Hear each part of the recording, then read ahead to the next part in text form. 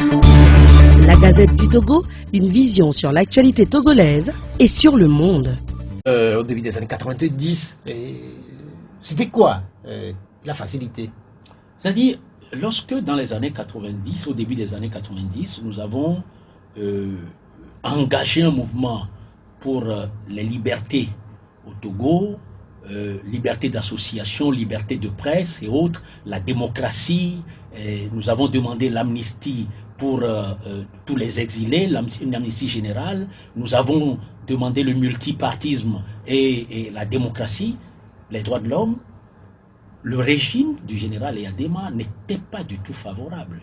À un moment donné, avec le Front des associations pour le renouveau que nous avons créé avec Madi Yaovi Agboibo à la tête, nous avons engagé des négociations avec le pouvoir. C'était un bras de fer au départ et à partir d'un certain moment, le général Eyadema a accepté de négocier. Et quand nous avons commencé les négociations, il y avait des caciques du RPT, Rassemblement du peuple togolais, autour du général Eyadema, qui faisaient en sorte que le général, qui n'était pas quelqu'un, c'est un militaire, pas habitué à des histoires de démocratie, droits de l'homme, tout ça, surtout à cette époque où on parlait en Afrique de régime fort, à chaque fois qu'on arrivait à une certaine étape, il y avait blocage. Le général ne trouvait pas qu'il fallait franchir certains caps. Et quand on arrivait à ce niveau-là, Abdou Assouma, ayant réussi déjà avec Agboibo à convaincre Eyadema de la mise en place d'une commission nationale des droits de l'homme, ce qui était une première en Afrique à l'époque. Il y avait dans aucun pays africain une commission nationale des droits de l'homme en 87. Et cette commission nationale des droits de l'homme, c'est elle qui a permis de commencer à parler pour la première fois de protection des droits de l'homme au Togo et nous a beaucoup aidé pour ce qui va suivre. Donc en 90, 91, à chaque fois qu'on était dans une situation de blocage, on faisait intervenir Assouma, qui avait l'oreille attentive du général Eyadema, pour le convaincre sur le fait que ce que nous voulions, ce n'était ni la mort de l'un ni la mort de l'autre, ce n'était pas sa mort, ce n'était pas son humiliation, mais c'était pour l'intérêt général. Et il réussissait à parler avec le général. Le général ayant confiance en lui, il réussissait à faire déboucher un petit canal pour que nous puissions avancer. Ça, c'est quelque chose qu'il faut retenir. Vous parlez de Maître Yaovi Agboibo, vous évoquez Abdou Assouma. À cette époque, par exemple, on sait, Maître Yaovi Agboibo, il portait un certain nombre d'idéaux, notamment les questions de liberté. Mais Abdou Assouma, il était de quel côté? Il était RPT à cette époque? Abdou Assouma était du RPT, était le procureur de la République, il était un proche du général Eyadema. Mais je crois qu'il avait compris à l'époque que tout ce que l'on demandait, ça allait dans le sens de l'intérêt de ce pays. Et à ce titre-là, il a participé. Et d'ailleurs, les gens lui en ont voulu pour ça. Et lorsque l'on parle aujourd'hui du changement de Abdou Assouma, avec un certain nombre de comportements, même avec ce que lui et moi avons eu au niveau du gouvernement, je me dis peut-être que ces explications se trouvent là. Qu'est-ce qui s'est passé? Pendant que Abdou Assouma avait aidé, et que nous étions rentrés dans cette période de transition, eh bien, à un moment donné, les jeunes sont partis s'attaquer à ce monsieur à sa maison. Ils ont cassé sa maison. Oh, deux thèses s'affrontent sur cet événement. Certains pensent que c'est les jeunes qui supportent l'opposition qui sont partis le faire, parce qu'il a été le procureur de la République qui a requis dans le procès Logo Doglo, avant le 5 octobre, le 21 septembre, qui a débouché sur le 5 octobre. D'autres pensent que c'est ceux qui n'étaient pas d'accord avec lui autour du général Eyadema qui ont manipulé les jeunes pour aller lui régler des comptes. En tout cas, ce qui s'est passé, c'est que Abdou Assouma avait eu sa maison détruite. C'était où la maison? Je ne connais pas exactement l'emplacement, je ne peux plus vous dire aujourd'hui. Les années sont passées. Il a eu sa maison détruite et il s'est retrouvé, un père de famille s'est retrouvé chez Eyadema à Lomé 2. C'est là-bas qu'il s'est retrouvé pendant des semaines, pendant des mois. Vous savez, un être humain, c'est un être humain. Hein. Pendant ce temps, qu'est-ce que ce monsieur va penser? Il aura l'impression qu'il a joué un rôle, peut-être qu'il s'est retourné contre lui, qu'il a donné quelque chose à des gens qui sont ingrats à son égard, et peut-être que cela a pu justifier certains changements. Je ne dis pas que c'est forcément cela, mais c'est mon analyse personnelle. Est-ce que par exemple nous sommes vous, des êtres humains. oui, vous avez dit tantôt que vous avez eu ce qui est arrivé au niveau du gouvernement entre lui et vous personnellement. Qu'est-ce qui est arrivé? En fait, j'avais fait des analyses lors d'un conseil des ministres sur le comportement que certains éléments de l'armée avaient, notamment vis-à-vis de la transition. Aller casser des choses, aller à la radio pour faire des communiqués contre le gouvernement, et casser les urnes et tout ça. Et je crois que c'était le 3 juin 1992. Et j'avais dit que quand on voit cela, et qu'on voit que tous ces gens-là répondent au doigt et à l'œil au général Eyadema, la solution à laquelle, ou bien la conclusion à laquelle j'aboutissais, c'est que le général Eyadema est de mauvaise foi. En tant qu'organe de la transition, sa façon de faire, et de nous dire chaque fois qu'il n'est pas au courant, qu'il est de mauvaise foi, et que je pense qu'il est fondamentalement de mauvaise foi. Et quand je l'ai dit, Abdou Assouma n'était pas d'accord. Il avait dit que non, que je ne devais pas traiter le président de la République de mauvaise foi. Il a quitté le gouvernement. Et il a rendu compte à Lomé 2. Et après, le général Eyadema a demandé qu'on me ramène mort ou vif. Il y a eu des réunions à l'état-major à Agoué, avec les Biténéwé et autres à l'époque, pour qu'on me ramène mort ou vif. J'ai échappé à des attentats, notamment à Décon. Et à un moment donné, j'ai dû démissionner et quitter le gouvernement. Et donc les gens me disent, mais en fait c'est lui qui a fait, parce que c'est lui qui est parti rapporter au général Eyadema. Il dit non, je ne prends pas les choses de cette façon. Peut-être c'est sa façon de manifester de la gratitude et de montrer à Eyadema que en fait tout ce qu'il a fait jusque-là, ce n'était pas contre lui. Je ne suis pas le genre de personne à ne tenir compte que de ce conflit, je dirais peut-être un peu personnel, pour juger un être humain. Abdou Assouma a fait des choses que je considère comme importantes, je les prends. Ce qui est intervenu entre lui et moi, je le mets de côté. Il était ministre donc dans le gouvernement de transition. Oui, il était chargé des forces armées. Il était chargé des forces armées. Ouais. Ministre de la Défense. Oui, ministre délégué auprès du Premier ministre chargé des forces armées. Retournons un peu avant la conférence nationale. Vous avez dit qu'il était facilitateur, il était vice-président de la Commission nationale des droits de l'homme. Que savez-vous de lui en tant que défenseur des droits de l'homme? Abdou Assouma a beaucoup aidé. Avec la Commission nationale des droits de l'homme, les centres de détention comme le centre qu'on a appelé Agombio ou Kazaboua, c'est Assouma en tant que procureur qui connaissait ces centres-là et qui y a mené Maître Agboibo pour faire les constats, faire les enquêtes, les rapports et obliger le général Eyadema à mettre fin au traitement de torture et autres que les gens avaient dans ces centres-là. Donc, ces actes-là que le monsieur a posés, on ne peut pas les considérer comme des actes négatifs. Et c'est des actes qui sont des actes humanistes. Et quand on juge quelqu'un, je crois que, à mon sens, il faut le prendre, remettre à César ce qui est à César, à Dieu ce qui est à Dieu, mais quand on prend un homme, il faut aussi reconnaître les bienfaits. Et je crois qu'il faut surtout insister sur les bienfaits. Assouma a fait tout un travail. Les prisons à Boibo ne pouvaient pas, même en tant que président de la Commission nationale des droits de l'homme, avec tout le pouvoir qu'on lui a donné, il ne pouvait pas aussi facilement les connaître et les intégrer. Les centres de détention cachés, et Abdou Assouma avait joué un rôle, surtout étant proche de Eyadema. Quand lui et Agboibo faisaient ce travail-là, les gens étaient beaucoup plus ouverts. Ceux qui sont, à l'époque, tout le monde était pratiquement du côté du général, tous les fonctionnaires, tous les militaires, tous les policiers. Quand Abdou Assouma se rendait à un endroit ou téléphonait pour dire que la Commission nationale des droits de l'homme doit faire ceci, c'était beaucoup plus facilement accepté que si c'était Yaovi Agboibo seul qui le faisait. Ces deux hommes ont joué sans doute d'importants rôles pour l'avènement du processus démocratique au Togo, notamment au niveau de la CNDH. Est-ce que c'est Agboibo qui aurait influencé Maître Abdou Assouma ou c'est cette époque-là qui a fait qu'à un moment donné, ils se sont retrouvés à faire des défenses des droits de l'homme leur credo? À mon avis, les deux se sont liés d'amitié un peu à un moment donné. Agboibo est avocat, Assouma a été substitut du procureur et puis ensuite procureur. Et je crois que les deux se sont connus ont dû discuter. Et vous savez, Maître Agboibo est quelqu'un de, comme je dis, d'assez efficace et d'assez rusé. Quand il veut quelque chose, il aboutit toujours.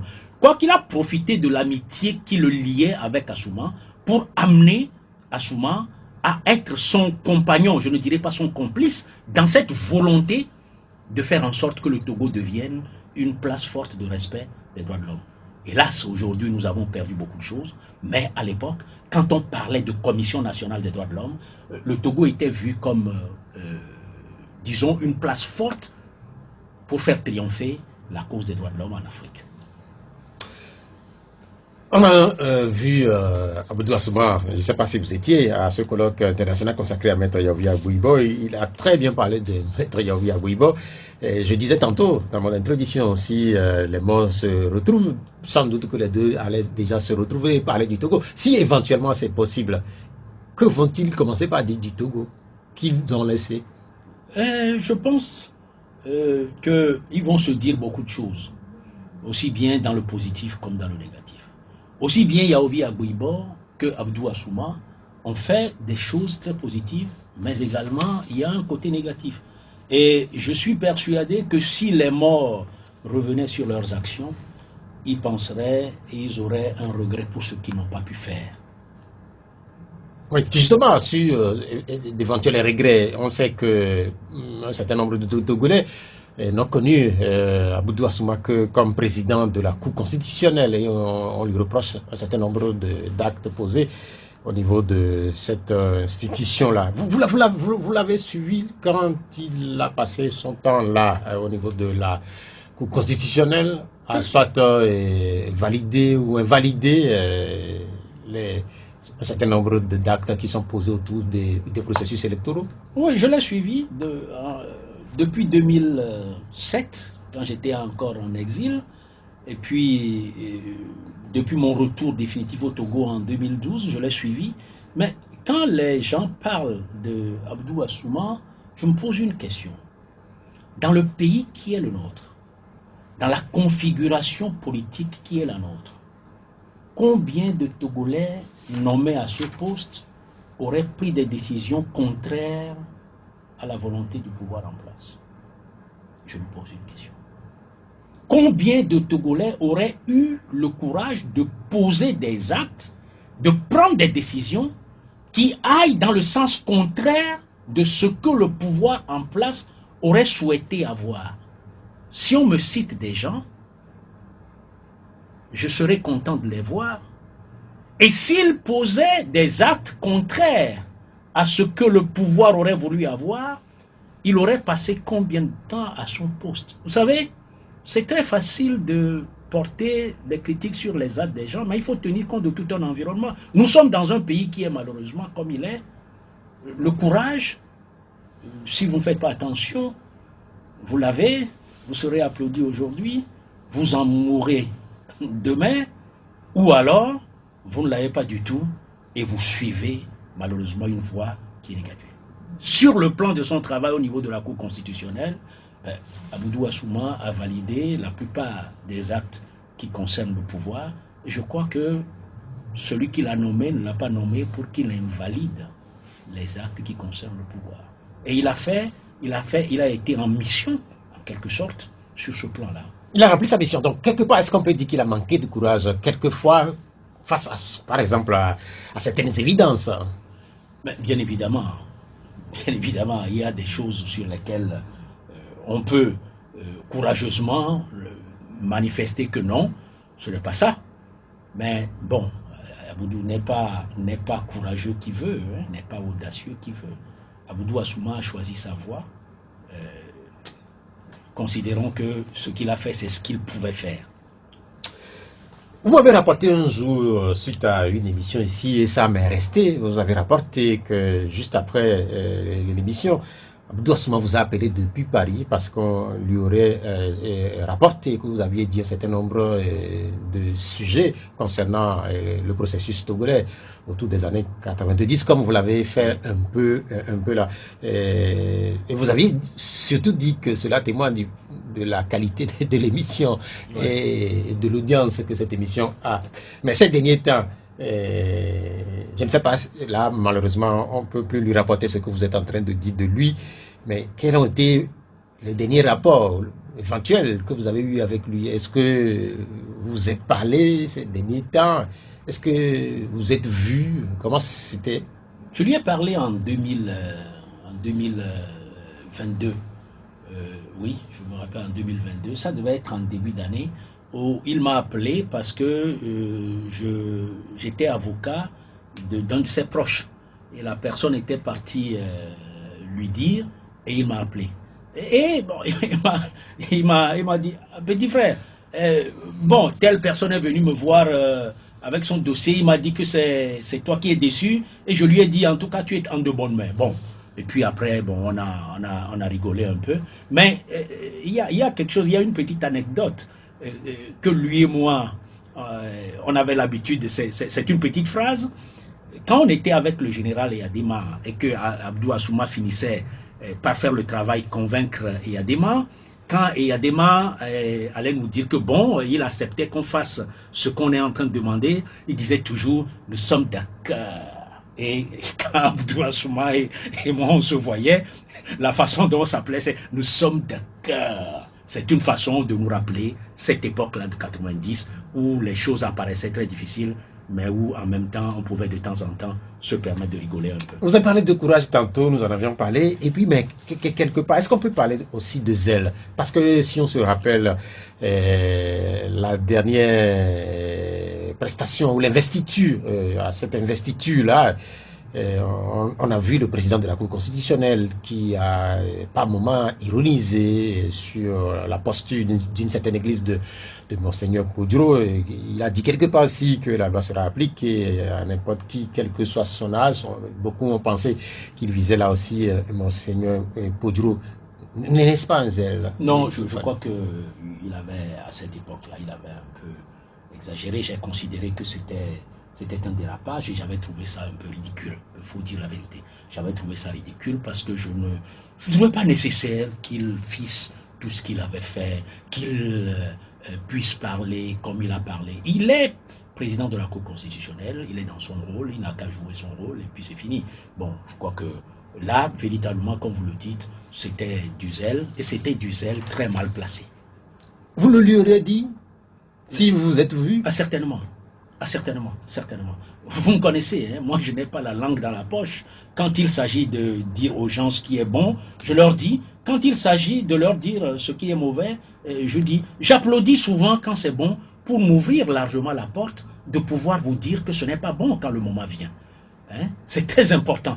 Et comme je le dis souvent, je suis celui qui, lorsque le roi a tort, prend son cercueil sous les bras et va lui dire, Majesté, vous n'avez pas raison. Voilà. C'est courageux. Peut-être. Avec cette disparition, c'est donc un autre vétéran qui quitte la scène. Parce que quand on regarde un peu côté pouvoir, il y a eu pas très longtemps les disparitions de Nathiaba, de Péré ou encore de Charkondi Agba. Du côté de l'opposition également, aussi un certain nombre d'acteurs ont rejoint l'au-delà. On peut citer les deux anciens premiers ministres, Kodjo et Abouibo. N'est-ce pas une page de notre histoire qui est en train de se tourner? Bien évidemment, bien évidemment. Les gens ont fait un parcours, ils ont marqué d'une manière ou d'une autre l'histoire de ce pays, et puis à un moment donné, bon, ils tirent leur révérence. C'est une partie de l'histoire du Togo qui est en train de se tourner. Mais la seule chose que je regrette, c'est que le passage de tout ce monde-là, et malgré les actions qui ont été faites, nous ne sommes pas encore toujours sortis de l'auberge. Nous avons toujours les mêmes problèmes que ceux contre lesquels ces gens se sont souvent battus, ou ceux contre lesquels ils ont travaillé. Nous avons toujours les retards sur les domaines pour lesquels ils ont travaillé pour qu'on puisse avancer. Est-ce que certaines de ces complicités que vous avez évoquées tantôt entre, par exemple, Maître Yavia Boibo et Abdou Assouma, est-ce que cette complicité-là, est-ce qu'elles ne vont pas manquer? Ou est-ce qu'elles ne manquent déjà à notre classe politique? Ou elles manquent depuis un certain temps. Vous savez, on dit chez nous,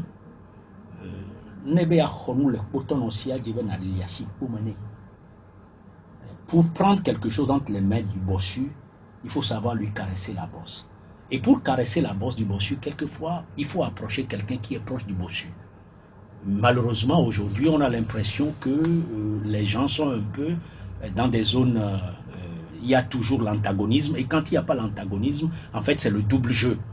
À l'époque, les gens étaient francs et sincères. Agboibo avait de très bonnes relations avec Yadema, mais ce qu'il voulait, il le voulait. Il est passé par Assouma, il a utilisé Assouma pour l'obtenir. Aujourd'hui, on a l'impression que les gens ne veulent rien pour le pays, mais veulent essentiellement des choses pour eux-mêmes. Et ceux qui veulent quelque chose pour le pays n'ont pas la possibilité de convaincre ceux qui sont avec le régime pour pouvoir faire avancer le pays. Et c'est dommage. C'est dommage. Donc on n'a plus les Agboibo, on n'a plus les Abdou Assouma. Je n'en vois plus. Malheureusement, je n'en vois plus. Des gens qui sont capables d'être des deux côtés, ok, dans l'opposition, et l'autre dans le pouvoir, ou bien la société civile, l'autre dans le pouvoir, discuter, arriver à trouver un point qui permette de faire avancer le Togo sur le plan de l'intérêt général et convaincre le pouvoir de réagir en ce sens et de faire avancer, je crois que malheureusement, il n'y en a plus. Bien, merci. Nous venons de passer avec vous 45-46 minutes. Il y a une tradition D12 qui permet également aux auditeurs qui nous écoutent de participer à l'émission. J'ai déjà quelques commentaires qui sont laissés, notamment sur les réseaux sociaux, mais les auditeurs qui nous écoutent sur la FM peuvent également nous appeler en direct, 70 43 09 70 et puis 96 50 34 37. Boga Koudoyo était à la technique qui me fait signe qu'on a déjà les tout premiers auditeurs. Allô, bonjour. Bonjour. Oui, quel est votre nom? Vous êtes à l'antenne. Gérard. Gérard, allez-y. Oui, je salue l'invité. La fois où je l'entends, je me rappelle de notre enfant. Parce qu'on était dans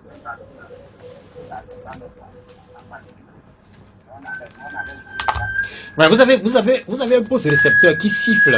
Oui. Vous l'avez constaté vous-même? Oui, Gérard, vous avez un poste récepteur que vous voudrez bien éloigner ou... Oui. Ok, allez-y. Donc, si bien que quelque chose de très important ce matin, par exemple, lorsque vous essayez de faire des petites compétences, il y a une partie de l'opposition qui croit que vous avez la mangeoire. Dans ce pays, les gens croyaient avoir la chance un peu, et ce qu'on leur disait, ils ne mettent pas la critique. Voilà où nous en sommes. Ils ont boycotté les élections. Ils croyaient qu'ils étaient finale au pouvoir, mais au fur et à mesure qu'ils avaient boycotté les élections, ils renforçaient plutôt le pouvoir. Maintenant, c'est vraiment remarque. Il a parlé de l'inondation, tout ça là. Moi, je veux qu'il aille voir le président, qu'il lui dise que pour ne pas donner les travaux publics à des personnes, il faut qu'il le profit de cette personne. Ce n'est pas seulement aux gens qui sont partis, mais il faut qu'ils voient dans le pays les gens qui peuvent faire le travail. Parce que à chaque fois, il faut donner le travail aux spécialistes. L'aménagement du territoire, il y en a assez, il y en a assez de gens dans ce pays qui peuvent faire le travail. Sinon, on fait les routes, elles rigolent. Moi, je me rappelle même pas de rigole, parce que quand vous allez à Accra et à Abidjan, bon, tu peux avoir 1,80 m pour paraître dans une rigole. Donc, ce qu'on fait là, il faut qu'on fasse le travail. Pour finir ma question, monsieur Bébé, souvent, je ne comprends pas bien, est-ce que c'est comprendre? Mais souvent, je ne vous dis pas bien, voilà. Est-ce que vous êtes proche de l'ancienne USC, proche de l'ANP, proche du CAR, ou bien de la société civile? Bon, je ne peux pas essayer de vous dire. Bien. Allô, mais, Gérard? Oui, vous avez eu 3 interventions, c'est bon, vous pouvez revenir, s'il vous plaît. Merci beaucoup, Gérard. Et à l'entame de l'émission, vous avez, oui, effectivement, parlé de critiques objectives qui ne prospèrent pas forcément au sein de la classe politique au Togo. C'est ce que l'auditeur en train de relever. Il partage un peu ce que vous avez dit au début. Oui, oui. Ça aussi, c'est une plaie pour... C'est une plaie, une véritable plaie. Bon, je me rappelle, hein, Pierrot, en 1997, j'ai sorti mon premier livre. Je crois qu'en temps, vous en avez lu une partie. Oui. Togo, la tragédie africaine. Ouais. Et là-dedans, je faisais l'analyse de toute la lutte que nous avions menée jusque-là et les lacunes de cette lutte, notamment les divisions, le fait que l'opposition togolaise, avec une partie de la société civile, se comporte comme un bataillon qui, au moment d'aller en guerre, se divise contre lui-même pour devenir des factions qui s'affrontent avant d'aller affronter ceux qui sont en face. J'ai parlé de tout ça et on m'a fait le reproche d'avoir parlé de nos lacunes. J'ai posé la question. Si dans une lutte que vous faites, dans un combat que vous menez, vous ne faites pas des analyses, vous ne faites pas l'autocritique, l'introspection et autres, comment allez-vous réussir si vous ne connaissez pas vos erreurs? Comment allez-vous développer des forces? Mais ça continue jusqu'à aujourd'hui. En fait, il y a des gens, comme il a dit, qui croient qu'ils ont la science infuse. Relativement à sa question de savoir de qui je suis proche. En réalité, je ne suis proche de personne. Il faut lui dire la vérité. Je n'ai jamais été proche de qui que ce soit pour faire quoi que ce soit. Vous êtes proche de vous-même? Non, je suis proche du Togo. Et je suis proche des Togolais. Mon problème, c'est l'intérêt général de ce pays, de mes concitoyens. C'est le bien-être des Togolais. Donc, quelle que soit la personne, quelle que soit l'amitié que j'ai pour la personne, si le comportement de la personne ne permet pas de donner le bien-être togolais, je lui porterai des critiques, mais de façon objective en lui faisant des propositions. Mais même si je suis opposé à quelqu'un et que la personne a posé un acte qui est favorable à l'intérêt général de ce peuple, de mon pays, j'applaudirai cette personne. C'est ma situation.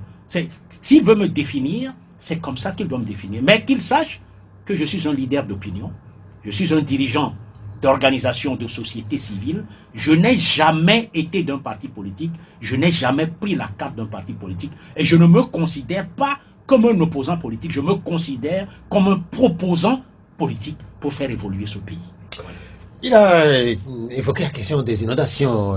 Qui fait les travaux? La question de profil. Quand on donne trop les travaux à ses frères ou à ses amis, il constate que les résultats que nous avons ne doivent pas nous surprendre. Non, je pense que sur ce plan-là, à un moment donné, le gouvernement togolais a dû se rendre à l'évidence que donner les travaux à n'importe qui ne favorise pas ce pays.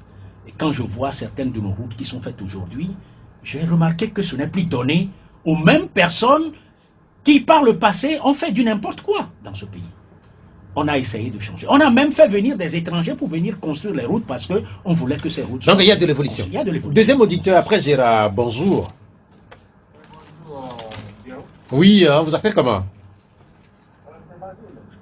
Basile, vous êtes à l'antenne. Basile, allez-y. Parlez un peu plus fort, Basile.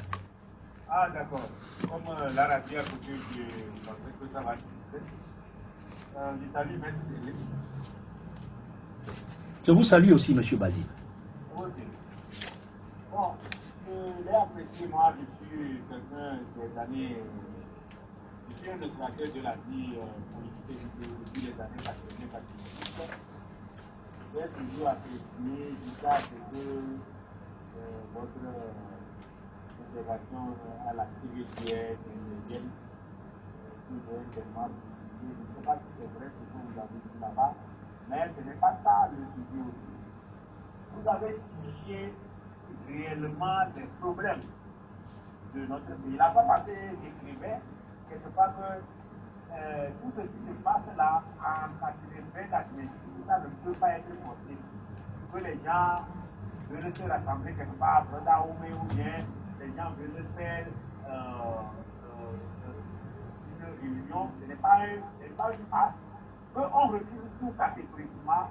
Moi, je ne pense pas que ça sera possible dans les années 90.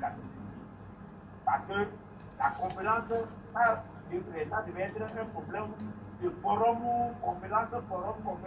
Chaque fois que l'autre camp veut camper, le professeur Guinéen relance en contestation étroite avec les maîtres Agbouibor, maîtres Tobi Kali, maîtres Poutico, tout ça là. On se lance et puis les Togolais dans la danse. Et c'est comme ça que ça s'est passé. Et tout a voulu marcher jusqu'à ce que les problèmes de parti charnière deviennent capoter tout. Bon, est-ce que maintenant, aujourd'hui, eux qui sont là, si ce n'est pas pour venir me dire que nous, jamais on ne va plus boycotter une élection, eux, ils ne peuvent pas chercher les moyens que les anciens là ont fait pour quand même nous faire bouger un peu ce pays. Merci. Bien, merci Basile pour votre intervention. Un commentaire? Oui, je ne sais pas si Basile fait ce qu'il dit est vrai. Il faut que des gens trouvent des solutions pour faire bouger le pays. Mais encore faudrait-il que les gens dont il parle en aient envie. Il y a des gens qui aujourd'hui veulent trouver juste des solutions pour faire bouger leur ventre, leur sort, leur situation. Est-ce que ces gens pensent à mon oncle qui est au fin fond du village et qui a besoin que quelque chose change dans ce pays pour que lui aussi puisse en profiter, pour qu'il ait un minimum de bien-être? Je ne suis pas sûr. J'ai l'impression que beaucoup de personnes aujourd'hui ne pensent qu'à eux-mêmes. Oui, mais en fait, est-ce que c'est pas aussi compréhensible dans une certaine mesure où, par exemple, en 90, on venait, par exemple, de découvrir le combat pour la démocratie en 90, même si ces combats ont commencé pour certains depuis les années 80, mais actuellement, les Togolais, un certain nombre d'acteurs sont dans cette lutte, ça fait 30 ans, ça fait 35 ans, ils ont tout perdu. Et certains veulent peut-être se rattraper, peut-être. Oui. Ou bien exister d'une certaine manière pour ne pas mourir. Votre analyse peut être vraie. Je fais partie de ceux qui ont commencé ce combat pour la démocratie, pour le bien, les droits de l'homme, pour l'état de droit dans les années 80. Déjà sur les bancs de l'université quand j'étais en train de faire Histo-Géo. Mais j'y suis toujours. J'y suis toujours. Et quel que soit ce que je le fais toujours avec la même idée qui est celle qui m'a gouverné dans les années 80-90.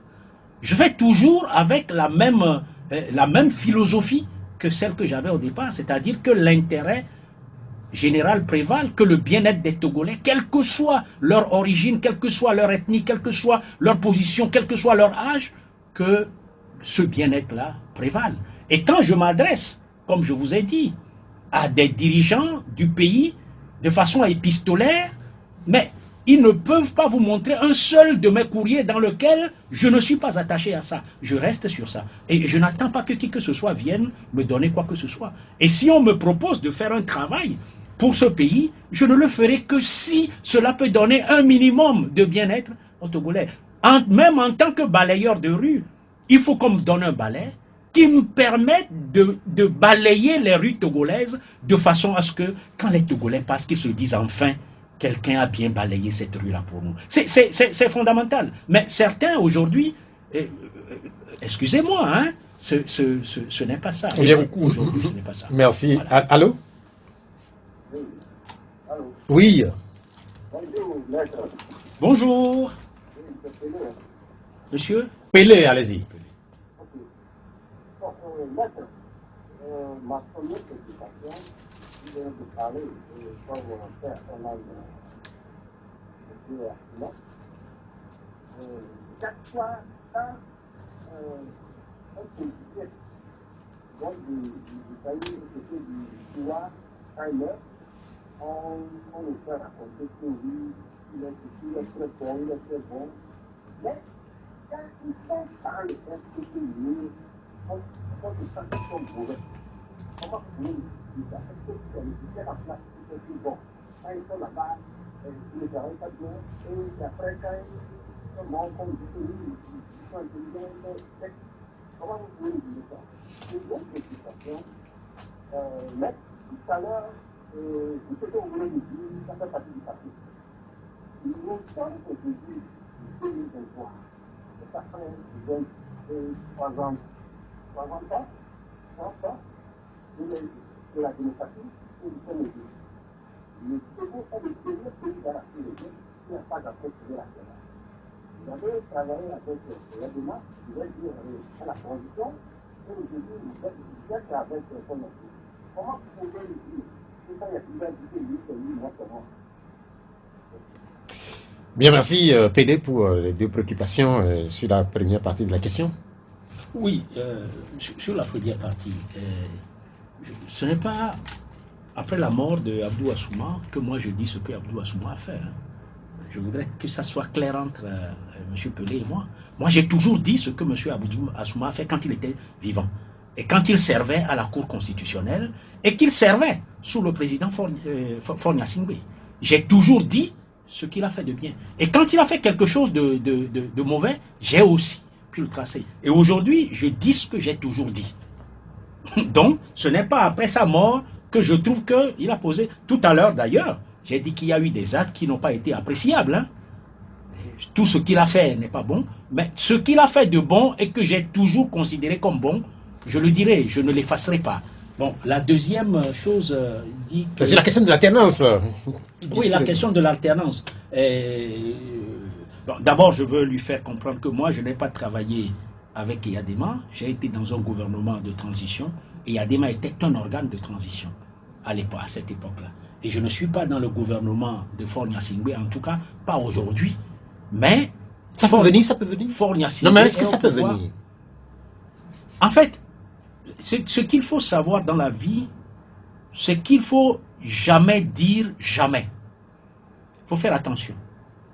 Ok? Donc c'est possible. J'ai déjà eu l'occasion, j'ai dit non. Mais il ne faut jamais dire jamais. Si, et je vous l'ai dit tout à l'heure, si demain le président Faure Gnassingbé voudrait que je fasse quelque chose avec lui, il faut que ce quelque chose, comme les routes qui ont été faites à Palimé dont j'ai parlé tout à l'heure, ce quelque chose, que nous ayons les clés qui nous permettent de le faire de la meilleure manière possible. Donc vous ne fermez pas la porte. Balayeur de rue, je voudrais qu'on me donne les moyens de les balayer dans les meilleures conditions. Bon, cela étant, aujourd'hui, j'ai été ministre à 28 ans, je ne suis pas en train de faire une file pour devenir ministre. Ça ne m'intéresse pas. Bon, alors... Non, en fait, ça peut intéresser les Togolais. Vous avez été ministre, c'est vrai. À 28 ans. Oui. Cela peut supposer à votre âge, je ne sais pas combien vous avez aujourd'hui. 60. Vous avez 60 ans. Vous avez été ministre, donc le prochain strat, par exemple, bien le prochain palier, c'est le poste de Premier ministre. Éventuellement, si on vous propose d'être Premier ministre, vous serez d'accord d'être Premier ministre. Vous allez me nommer? Non, puisque vous avez déjà été ministre, ou bien vous voulez être ministre d'État. Sur la question de l'alternance. Oui, sur la question de l'alternance.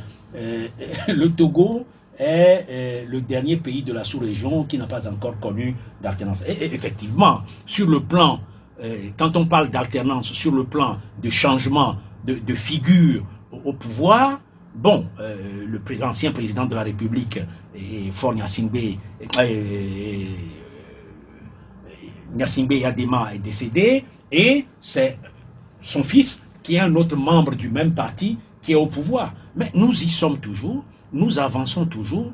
Il faut continuer de se battre pour que les conditions soient réunies, pour qu'il y ait aussi l'alternance en ce qui concerne les individus. Et l'alternance en ce qui concerne un parti au pouvoir. Le Togo ne l'a pas, c'est une réalité. On ne peut pas le nier. Mais est-ce que nous continuons toujours? Est-ce que nous sommes condamnés? Est-ce qu'il y a certains qui pensent que nous sommes condamnés? Je ne suis pas Dieu. Je ne sais pas si Dieu nous a condamnés. Mais c'est seulement que toute chose peut changer à un moment ou à un autre de la vie. Il y a cette question qui est sur les réseaux sociaux, la question de Claude de Bessouza. Il dit, si Maître Deguil, qui aime dire la vérité sans langue de bois, était président de la Cour constitutionnelle en face de ce régime, peut-il proclamer les vrais résultats? Si on me nomme à un poste, le devoir m'oblige à dire ce qui va dans l'intérêt de ce peuple et ce qui est la vérité. Si je vois que dans la vérité, c'est 10 pour X et 80, 10 pour Y, je ne renverserai pas les résultats. Je ne dirai pas le contraire. Si on n'est pas d'accord avec moi, on peut me faire quitter mon poste, mais on ne m'obligera pas à mentir. Je n'ai pas appris ça. Je n'ai pas cette habitude. Je ne le ferai pas. Je ne ferai rien qui m'empêche de me regarder dans un miroir. Moi, je veux être moi-même. Et ce que je veux faire, ce que j'ai envie de faire pour pouvoir être moi-même, c'est que ma conviction doit être conforme à ce que je pense et à ce qui est la réalité. Donc vous voulez dire que vous êtes un peu plus courageux qu'un certain nombre de Togolais. Puis tantôt vous aviez dit qu'au Togo, ils ne sont pas très nombreux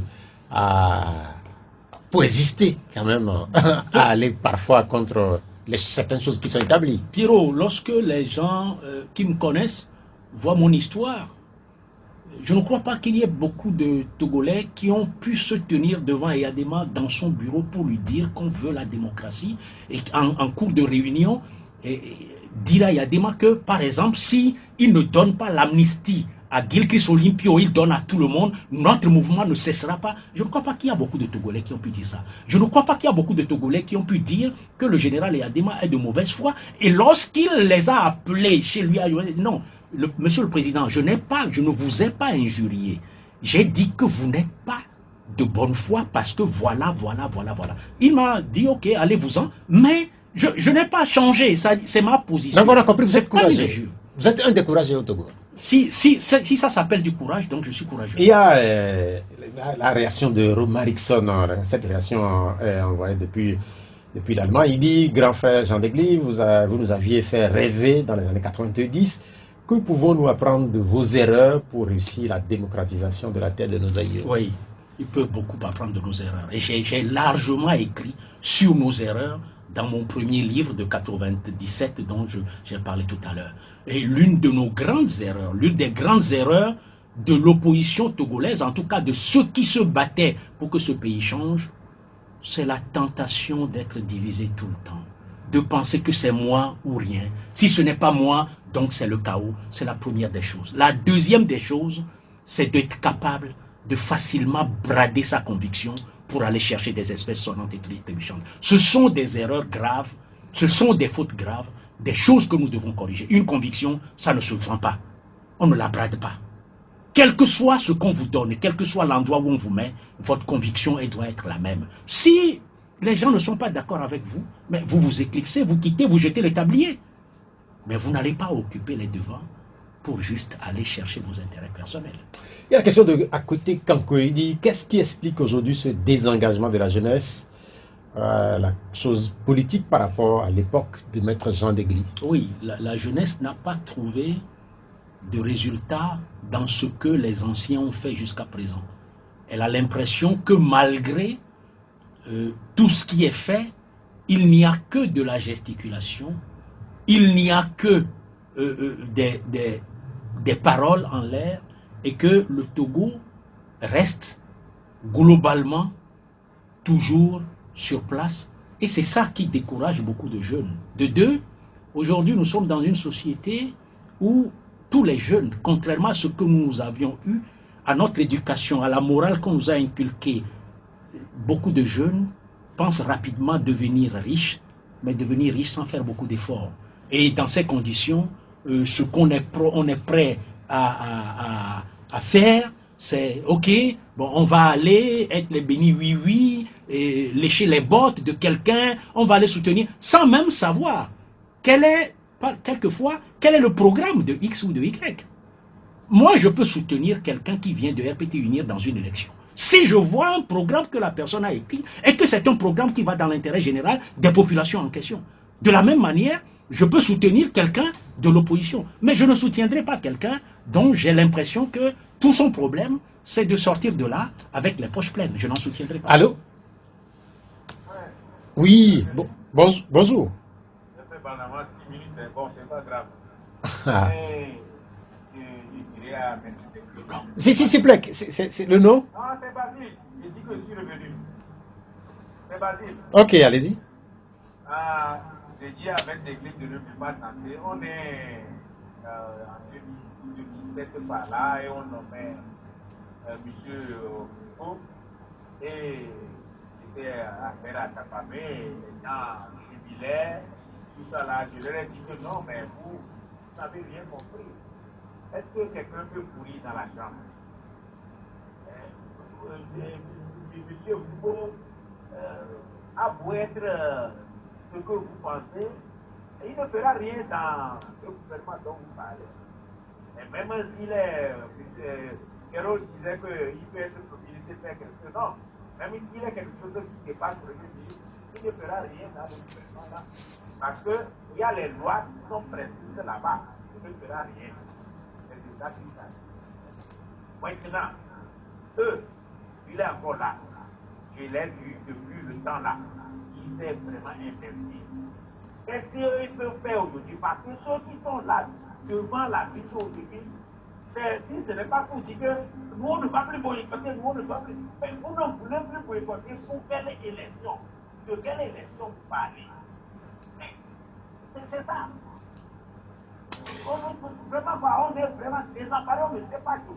Pourquoi ce pays est fait actuellement? Bien, mais merci, c'est noté. Notre invité va réagir à votre préoccupation. Quand on parlait de gouvernement éventuel, on était dans la fiction aussi, et Maître Degli devenait Premier ministre, il est remonté un peu à l'époque de Humbo, que Humbo était passé, il n'a pu rien faire. Que si vous y allez, vous ne ferez rien. En réalité, c'est ce qu'il dit. Bon, je ne sais pas si Humbo n'a rien fait. En fait, c'est ce qu'il a dit. Oui, je n'étais pas là quand Humbo était Premier ministre, mais je ne crois pas que Humbo n'a rien fait. Je crois peut-être qu'il Est-ce que les attentes au niveau... qu'il n'a pas eu les mains libres pour faire tout ce qu'il aurait pu faire, mais je crois qu'il a pu faire. Les attentes étaient nombreuses à cette époque. Oui, absolument. Je crois que Humbo a pu faire quelque chose. Je ne crois pas que Humbo n'a rien fait. Je ne crois pas ça. Bon, maintenant, à chacun sa façon de... Et son destin. La chose, voilà. À son étoile. Voilà. Et puis ça dépend de ce que vous voulez faire, de ce que vous voulez imprimer. Moi, on a dit que non, que dans le gouvernement, les gens ne peuvent rien faire, ceci, cela.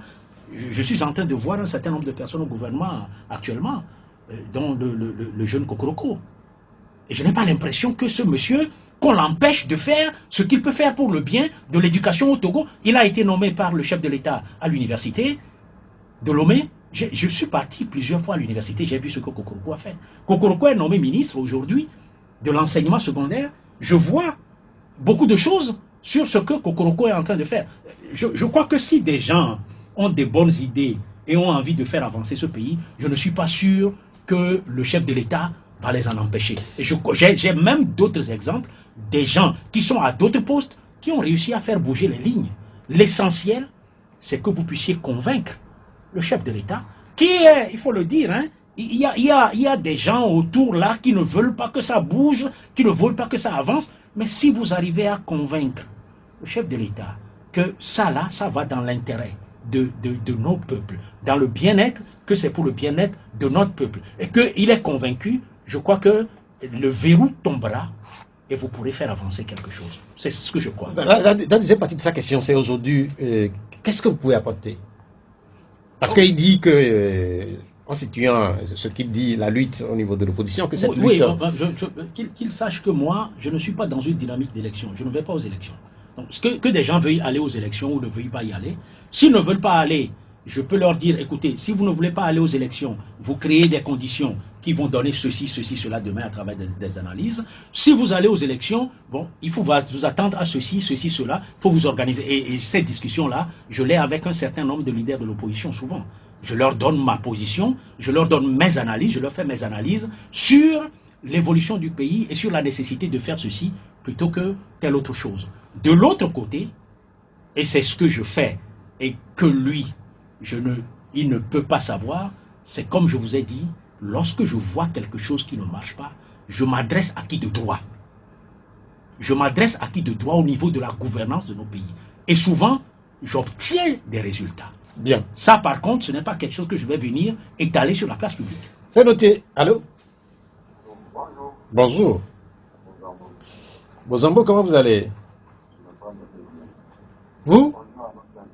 Qui dit qui va bien? Bonjour. Bozambo, allez-y. On vous écoute. Mon premier proposition, c'est les vols des motos partout au Togo. Il n'y a pas d'emploi comme ça. Mais les gens achètent, vendent leur terrain pour acheter des motos dans 3 jours. Les voleurs viennent pour les motos. Mais ils ont assuré la moto. Et l'assurance ne fait rien. Mais l'État garde l'assurance toujours pour scroquer les gens. Au lieu de supprimer l'assurance et mettre le GPR sur les motos, si les motos sont partis derrière, on peut localiser pour trouver l'État à l'église. Si vous avez tenté de faire la nationalité pour vous, c'est difficile à avoir la nationalité. Pourquoi les deux choses? Moi, je vois des questions. Et les Togolais s'occupent de la frontière. On utilise des situations de bien des personnes. Mais tu peux traverser la frontière pour aller à Paris, c'est difficile. Mais si tu traverses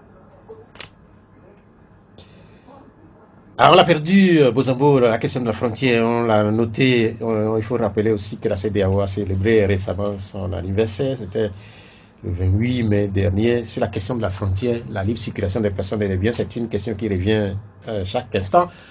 Je ne sais pas si vous avez fait l'expérience ces derniers temps en voulant franchir la frontière. C'est toujours difficile. C'est à cause de ça que je ne suis plus allé au Ghana depuis un certain temps.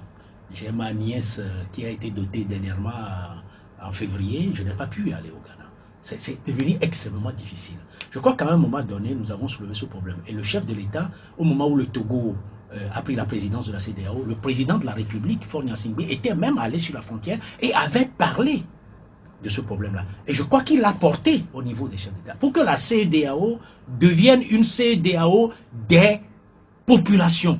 Mais notre CEDEAO demeure la CEDEAO des simples chefs d'État, des membres de gouvernement, des représentants de pouvoir public, et la CEDEAO n'intègre pas les citoyens. J'ai traversé un certain nombre de fois la frontière du Togo-Bénin, j'ai vu le nombre de fois, j'ai vu la manière dont on traitait les citoyens et comment on racolait les citoyens, comment on leur prenait de l'argent. J'ai trouvé ça dommage. Il faut que nous évoluions. La CEDEAO ne peut pas rester dans les bureaux. Elle doit s'étendre dans le pays et être une CEDEAO des populations. Ça c'est le chapelet qui est rappelé tout le temps, que ce soit à Cotonou, à Dakar, tout le monde dit la même chose, qu'il faudrait qu'on passe de la CEDEAO des chefs d'État vers la CEDEAO des populations. Mais malheureusement, la question c'est de savoir qui va permettre ça, parce que c'est têtu cette question qui revient. Vous savez, c'est là le problème. C'est-à-dire, nous étions pratiquement un seul et même peuple pendant des siècles. Les Occidentaux sont venus nous diviser et nous nous sommes ressentis plus dans ce que les Occidentaux ont fait que dans ce que nous étions avant. Nous avons oublié, par exemple, que le Togo, le Ghana, le Bénin, c'est pratiquement le même peuple et qu'il n'y avait aucun problème.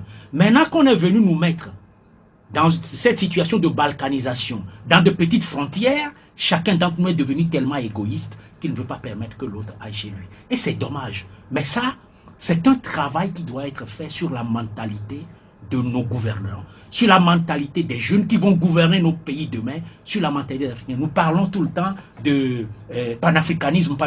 Panafricanisme, quand je ne peux pas quitter Lomé pour aller facilement à Accra, comment est-ce que nous ferons le panafricanisme? Nous parlons de la ZLECAf aujourd'hui. La ZLECAf, marché, libre-échange et tout ça, comment est-ce que nous le ferons si nous ne sommes pas capables de quitter Lomé facilement pour aller à Cotonou? Je crois qu'on est dans une situation où on a de belles pensées, mais où il n'y a pas véritablement d'action. La deuxième partie de la question, c'est sur la question de la nationalité. C'est vrai que pour établir sa pièce de nationalité, c'est pas facile. Hein.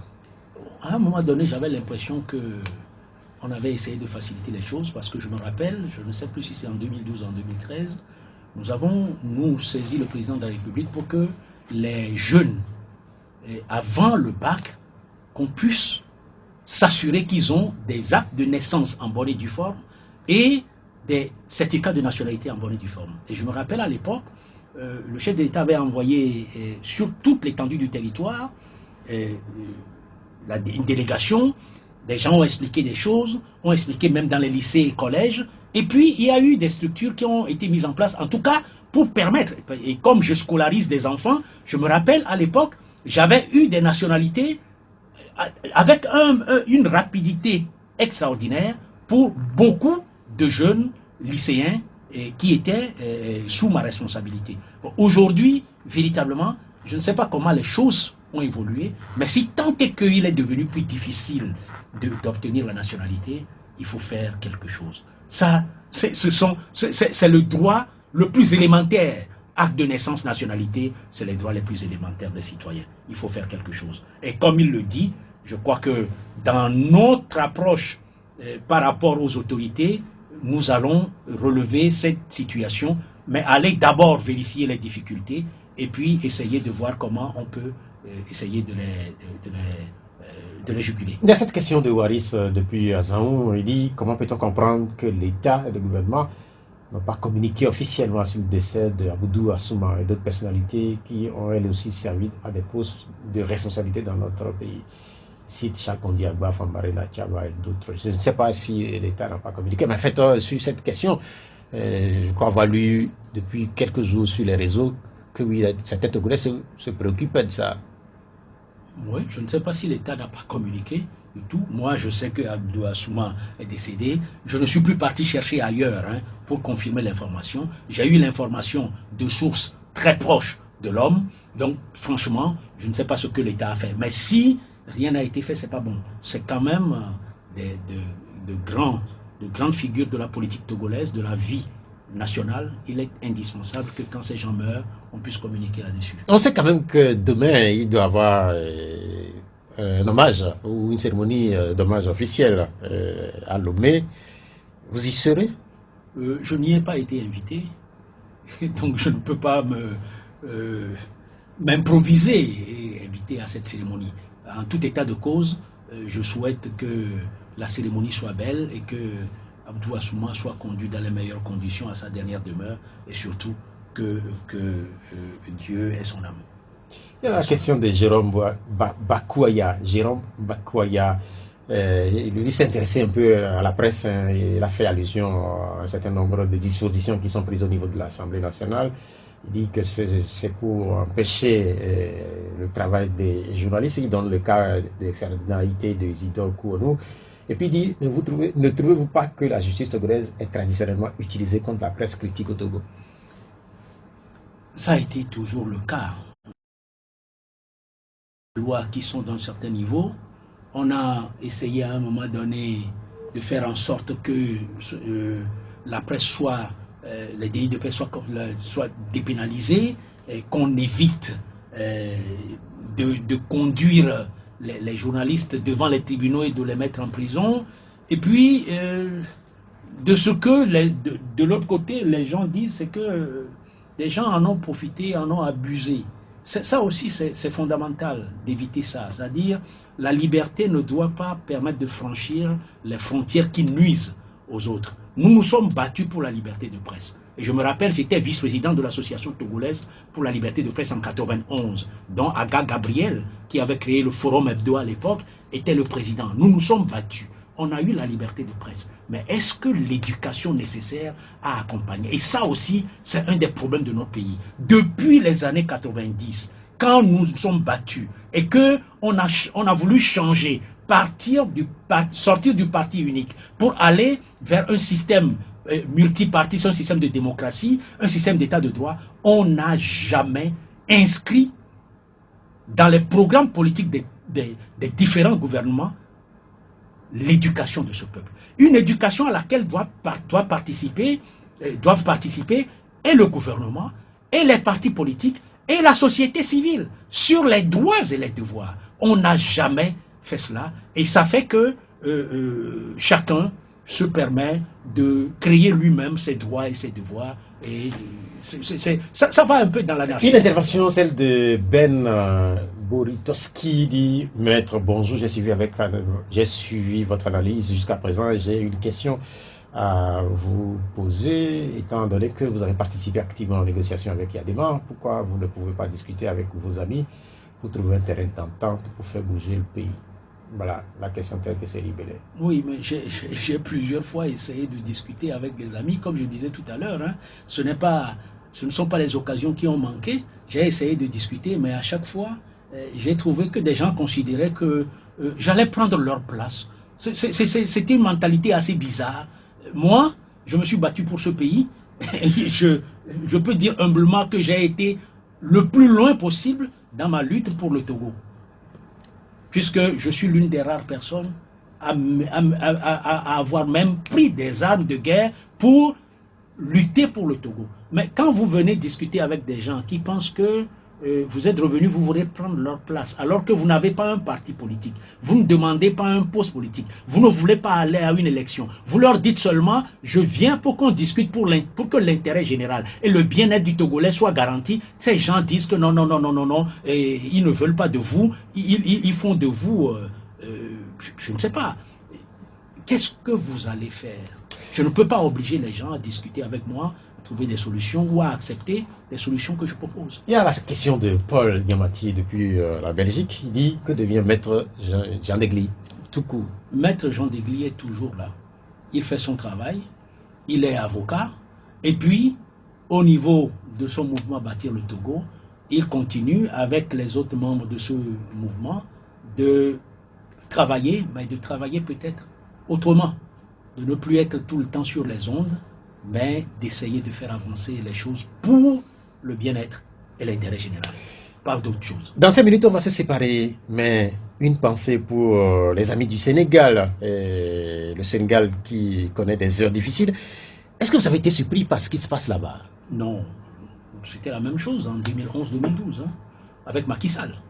Quand Macky Sall s'opposait à Abdoulaye Wade, c'était la même chose, c'était la même situation. Macky Sall appelait les gens dans la rue, il disait que le peuple va être dans la rue jusqu'à ce que la monarchisation du pouvoir cesse. Quand il y a eu les élections en 2012, c'était la même chose, jusqu'à ce que Abdoulaye Wade déclare et reconnaisse sa défaite, ça a été la même chose. C'est-à-dire aujourd'hui, nous avons la réplique de ce qui s'est passé à cette époque-là. Macky Sall appelait le peuple sénégalais dans la rue jusqu'à ce que Abdoulaye Wade tombe. Aujourd'hui, c'est Sonko qui appelle que le peuple soit dans la rue jusqu'à ce qu'il tombe. Et c'est toujours malheureusement à propos de cette histoire de troisième mandat. C'est dommage. C'est vraiment dommage. C'est dommage pour l'Afrique. Mais comment est-ce qu'on peut comprendre ça? Puisque on sait, la CEDEAO avait été cité maintes fois comme un exemple de démocratie, puisque presque tous les pays, en dehors de la Gambie et du Togo à une certaine époque, n'avaient pas de limitation du mandat, et tout le monde citait à l'exemple cette sous-région-là. Et patatras, finalement, c'est un peu comme si on est revenu, pour ne pas citer un grand quelqu'un, sans en arrière. Je suis d'autant plus surpris que Macky Sall, quand même, quand il était arrivé au pouvoir, il était arrivé au pouvoir dans un mandat de 7 ans. Il a fait la réforme constitutionnelle, la révision de la Constitution pour limiter le mandat à 2, et il s'est imposé à lui-même 5 ans au lieu de faire les 7 ans. Que ce monsieur soit aujourd'hui dans... Les gens avaient applaudi à cette époque. Mais absolument, j'ai applaudi. J'ai applaudi. Et que la même personne soit aujourd'hui dans une situation où on a l'impression qu'il veut faire exactement ce que son prédécesseur, qu'il a contesté, avait voulu faire. Je ne comprends pas. Je ne sais pas ce qui exactement existe dans le pouvoir et qui fait que lorsqu'on l'a exercé, on ne peut plus le quitter. C'est dommage. Et de l'autre côté, Mohamed Bouhari vient de quitter le pouvoir. Il n'en est pas mort pour autant. Mais il a fait 2 mandats, il a quitté. Oui, c'est justement ça. Et ce géant-là, le Nigeria. Le Nigeria, qui, d'une certaine manière, donne une certaine leçon là, et un certain nombre de pays, cette leçon, visiblement, a du mal à prendre. C'est dommage. C'est dommage. En fait, je crois que, d'abord et avant tout, il faut savoir si nous aimons nos pays, ou bien si nous nous aimons nous-mêmes à travers ce que nous pouvons tirer de nos pays. Quand on aime son pays, quand on veut l'avancée de son pays, quand on veut le bien-être de ses concitoyens, je crois qu'il y a des concessions qu'on doit pouvoir faire. Et l'une de ces concessions, c'est de pouvoir quitter, c'est d'accepter de quitter le pouvoir lorsque le moment est venu. Il y a des images, par exemple, de l'ancien président Obasanjo qui circulent sur les réseaux sociaux. Très souvent, on le voit visiblement épanoui après le pouvoir. Grand fermier qui exporte, qui fait poulet, porc, tout ça. Mais il y a une vie après le pouvoir. Il doit y avoir une vie après le pouvoir, puisqu'il y avait une vie avant le pouvoir. Alors franchement, je dis toujours, je ne comprends pas. Les gens me disent, ah non, si tu étais là, je ne crois pas, je ne ferai pas. Si j'avais été là, je ne ferai pas. Je suis persuadé que ça, je ne ferai pas. Il nous reste quelques secondes pour la fin de cette émission. Nous allons la consacrer à la conclusion, maître. Nous avons suffisamment parlé, nous avons longuement parlé du magistrat Abdou Asma. Je vous demandais tantôt si vous serez à la cérémonie de demain. Si entre-temps vous avez eu une invitation, vous y serez sans doute. Si j'ai eu une invitation, j'y serai. Ce sont des gens avec qui nous avons cheminé à une époque donnée, en tant que magistrat, lui, moi en tant qu'avocat, ensuite, comme j'ai dit, dans le processus démocratique, et puis au-delà de cela, il a été ce qu'il a été, avec le positif et le négatif. S'il faut rendre hommage à l'homme qui est en train de partir aujourd'hui, qui nous a quittés, je serai présent, il n'y a pas de problème. Mais on n'en est pas là. Ce que je voudrais dire, c'est que Assoumana est décédé, il est parti, et on ne le fera pas revenir. Je voudrais que de sa vie, que des Togolais prennent l'exemple de ce qu'à un moment donné, des gens qui sont au pouvoir et des gens qui n'y sont pas peuvent collaborer pour faire avancer les choses. La deuxième chose à laquelle je m'attache sérieusement, c'est que le gouvernement essaye de voir cette histoire d'inondation récurrente sur Lomé et qu'on trouve de nouvelles solutions pour donner encore du répit à cette population pendant un certain temps, pour que certains Togolais ne soient pas dans la misère. Maître Jean Yaovidegli, merci d'être venu. Je rappelle que vous êtes le président de l'association Bâti le Togo. Cette émission, elle s'achève. Elle a été mise en onde par Venceslas Boga Koudeyor. Moi, je suis Pierrot Atio. La Gazette du Togo, une vision sur l'actualité togolaise et sur le monde. Rejoignez-nous sur le www.lagazettedutogo.com ou sur nos comptes Facebook, Twitter et YouTube. Pour tout contact, écrivez à contact@lagazettedutogo.com ou appelez le 92 80 88 53. La Gazette du Togo, c'est l'information en continu.